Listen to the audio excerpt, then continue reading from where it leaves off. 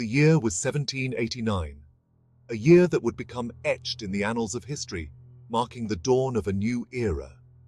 Across the English Channel, the American colonies were celebrating their hard-won independence. The echoes of their victory reverberated across the globe, a testament to the power of unity and the human spirit's unyielding quest for freedom. The world watched with bated breath, wondering where the winds of change would blow next. Monarchs and commoners alike were captivated by the unfolding drama, sensing that the tides of history were shifting. Little did they know, a storm was brewing in the heart of Europe, one that would shake the very foundations of power and forever alter the course of history. This storm was not of nature, but of human will and determination. This was the French Revolution, a seismic event that would challenge the old order and ignite the flames of change. Imagine a France on the brink, a nation simmering with discontent, where the air was thick with the scent of revolution. Years of extravagance by the ruling class had left the country teetering on the edge of bankruptcy. The opulence of the nobility stood in stark contrast to the dire poverty of the masses. The common people, burdened by taxes and suffocating under an outdated feudal system, were growing increasingly restless. Their cries for justice and equality grew louder with each passing day. Whispers of discontent echoed in the streets, fueled by the revolutionary ideas sweeping across Europe from the salons of Paris to the coffeehouses of Vienna. Intellectuals and philosophers debated the future, planting the seeds of rebellion in the minds of the populace. The French Revolution was not a single event, but a tumultuous period of radical social and political upheaval. It was a complex tapestry of events, each thread contributing to the larger narrative of change. It was a time of both great hope and unspeakable terror, of idealism and bloodshed, that would ultimately redefine the relationship between rulers and the ruled. The streets of Paris became a battleground, where dreams of a better future clashed with the harsh realities of revolution. This revolution was a fight for liberty, equality, and fraternity, ideals that would become the cornerstone of modern democratic societies. The rallying cries of the revolutionaries echoed through the ages, inspiring future generations to strive for a more just and equitable world. A struggle that would resonate far beyond the borders of France, inspiring countless others to rise up against oppression and demand their rights. The French Revolution set a precedent, proving that the power of the people could indeed topple even the mightiest of regimes. It was a beacon of hope for the oppressed and a warning to tyrants everywhere.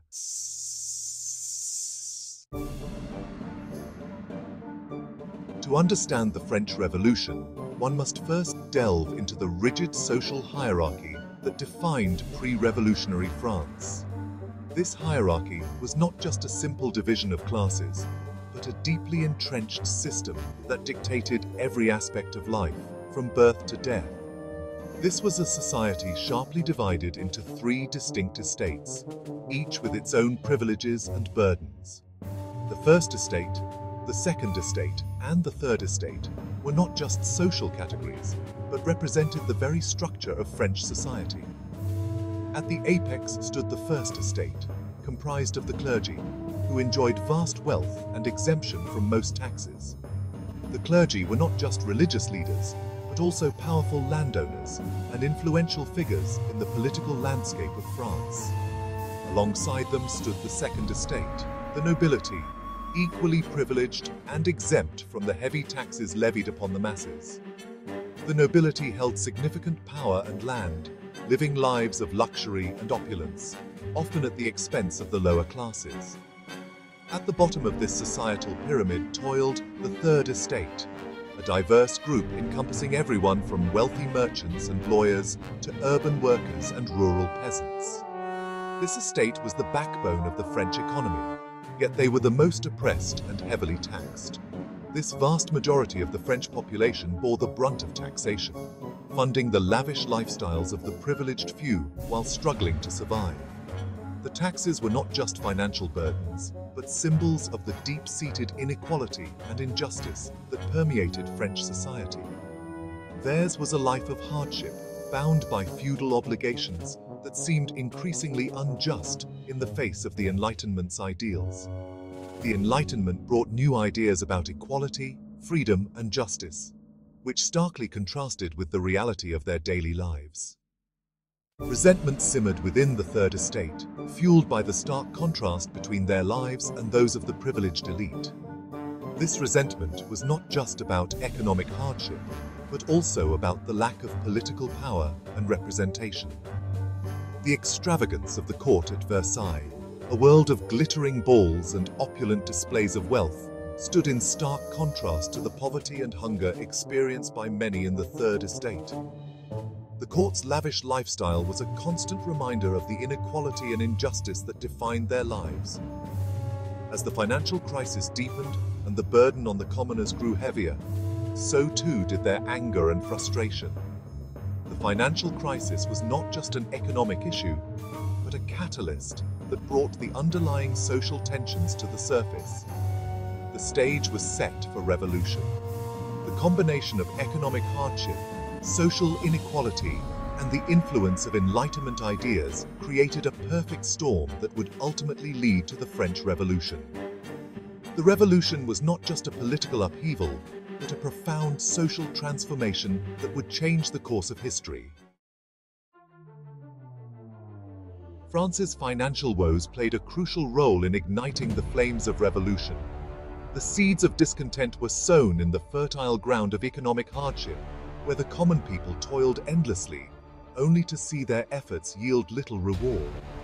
Years of extravagant spending by the monarchy, coupled with costly wars and a system of tax collection that disproportionately burdened the poor, had driven the country to the brink of bankruptcy. The lavish lifestyle of the royal court stood in stark contrast to the dire poverty experienced by the majority of the population. The opulence of Versailles, with its grand halls and endless feasts, was a bitter reminder of the inequality that plagued the nation. The financial mismanagement of successive controllers general only exacerbated the problem, leaving France drowning in debt.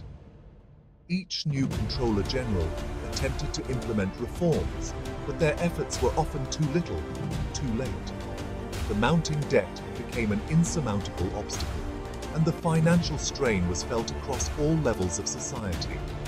Meanwhile, the common people struggled under the weight of oppressive taxes. The tax system was inherently unfair, with the burden falling disproportionately on the Third Estate, which included peasants, artisans, and the burgeoning middle class. These taxes were not just a financial burden, they were a constant reminder of the systemic inequality that defined French society. The gabelle, a salt tax, and the corvée, a system of forced labor imposed on peasants for public works, were particularly despised. The gabelle forced peasants to buy salt at inflated prices, while the corvée demanded their labor without compensation. These impositions were seen as emblematic of the exploitation and injustice that the common people endured daily. These taxes, along with tithes to the church, drained the resources of the already struggling Third Estate, leaving them with little to show for their hard work. The church, which owned vast amounts of land and wealth, demanded tithes from the peasants, further depleting their meager earnings. This added to the growing resentment against both the church and the state. Adding to their woes, a series of bad harvests in the years leading up to the revolution led to skyrocketing food prices. The agricultural failures were devastating, as they directly impacted the availability and cost of food. The empty marketplaces and barren fields were a stark indication of the crisis that was unfolding. Bread, the staple food of the common people, became a luxury many could ill afford. The high prices of bread were not just an economic issue, but a matter of survival. Families who once relied on bread as their primary source of sustenance found themselves struggling to put food on the table. Hunger stalked the streets of Paris and other cities, further fueling discontent and desperation among the masses. The sight of hungry children and desperate families begging for food became all too common. This widespread hunger was a powerful catalyst for the growing unrest. The economic crisis, intertwined with social inequality and political discontent, created a powder keg ready to explode. The frustration and anger of the common people were palpable, and the calls for change grew louder with each passing day. The streets buzzed with the energy of a populace on the brink of revolution. The French people were primed for change, even if it meant resorting to radical measures. The desire for a more just and equitable society drove them to take bold actions. The revolution was not just a political upheaval, it was a profound social transformation, fueled by the collective will of a people determined to reclaim their dignity and rights.